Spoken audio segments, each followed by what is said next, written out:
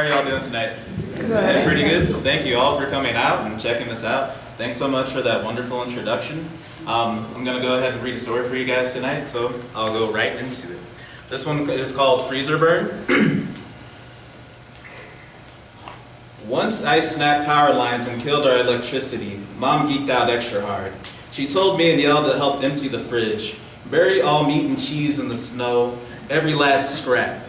So me, Mom, and Yell relayed groceries from kitchen to backyard, launching roast beef and Kraft singles and Jell-O cups and TV dinners and Polish sausages and pig ears and Lunchables and everything, and I mean everything, including mustard packets, out into the glittering hoarfrost. I was at the relay's end, clawing hollows and packing slabs of bologna in the snow. The wet and cold were spiders creeping through my jeans as I hustled, pricking me with sickle fangs. Slow venom moved through me, infecting veins, deadening bones. Early stage frostbite settled in quickly, chewing through my $2 gloves and suckling my fingertips until they were numb, inarticulate stubs. A murder of crows cast smug, glassy eyes down on us and cawed, sharp beaks snapping like castanets. One crow with the crown of wild feathers craned his neck at me, told his brothers and sisters, "Well, would you look at this clown?" And they all laughed. Ha ha ha ha ha. Freeze Pop stippled the snow, jabbed in my face like middle fingers, and I swear a fat block of head cheese grew gelatinous lips and blew a raspberry. But one look at Mom, and I knew better than to stop. She was straight up scandalized, lips tight in a sour frown, cheeks blazing red as if she'd been slapped twice. I know she blamed herself for this mess, but she didn't control the weather, and she couldn't have predicted a late February snowstorm would come brawling through North St. Louis City, dumping subarctic dreck, slicing power lines, and terraforming homes into glacial corridors. Nevertheless, her pride was fatally wounded. So out there, rushing to salvage that little bit of food, Mom wore her nicest clothes as she hefted bulky pots of beans and ham hocks and neck bones. Her sleek leather gloves, shimmery scarf, fur-trimmed coat, and designer boots made for armor enough against cutting winds and the embarrassment.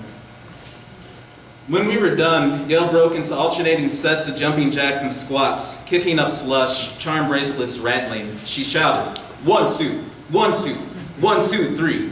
Steam curled off her braids, snowflakes melted on her scalp and dribbled down narrow canals in her scrunched brow. Little girl, Mom said. 1, 2, I said little girl. 1, 2, Danielle. 1, 2, 3, I said Danielle, oh Miss Danielle, you will slip and break your neck acting a damn fool. Mom tried to roar, but only whimpered. Yell paused mid-squat, nodded twice, then dropped to the snow and started pounding out knuckle push-ups. 1, 2, 1, 2, 1, 2, 3.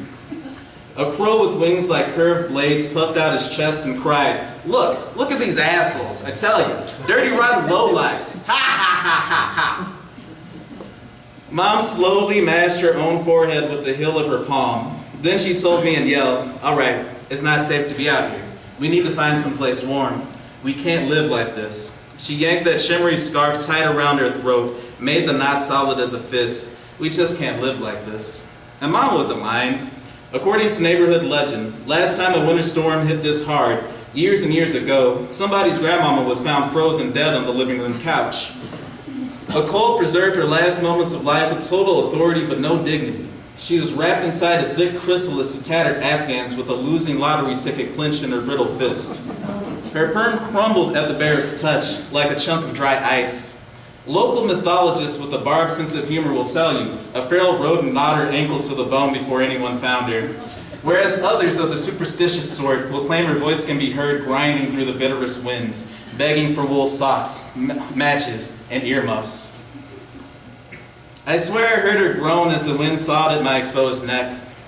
My balls clinked like ice cubes inside my Ninja Turtle BVDs, and 2 pairs of shorts, and 2 pairs of jeans, and I never thought I could crave the comfort of those space heaters. You know, the tall, long ones that make lights shudder and outlets crackle, jolt with brief flares of copper lightning, those exposed elements, glowing like smelted iron, cracking your skin with dry heat.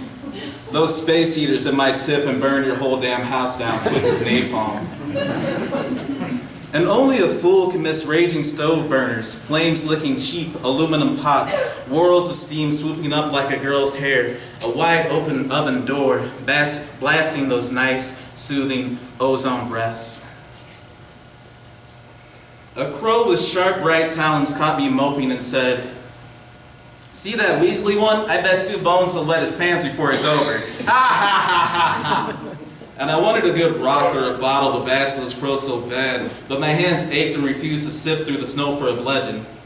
"Hey, fix your face and quit moping," Mom said, "right now." She hooked my arm in hers, leaned her weight on me and tugged. "Come on, we have got to go." I bore her weight as we stumbled forward into the tundra, her legs sprawling like a newborn lamb's, those damn boots mad fashionable, but not functional at all. "We have got to go," Mom said again. "But where?" In the distance, there is nothing but dirty snow consuming the trees and streets like a cataclysmic mold, metallic clouds blocking the sun, and buildings hunched like befuddled old men asking, "What happened? Can you tell me what happened? What in the hell happened?" And I tried to hold Mom close, but she was heavy, hella heavy, like Warrior adds 9 million pounds. And when she slipped on that slick of black ice, I wasn't strong enough to hold her up, quick enough to break her fall, so she slipped and busted her ass hard. And then, like a fool, she tried getting up, and so she slipped, busted that ass again, and the crows yucked it up. "Ha ha ha ha! Watch out for Miss Elephant ass over there. Freaking 12 on the Richter. Nearly shook me off my branch. Ha ha ha ha!" And I said, "Mom." And then I shouted, "Mom!"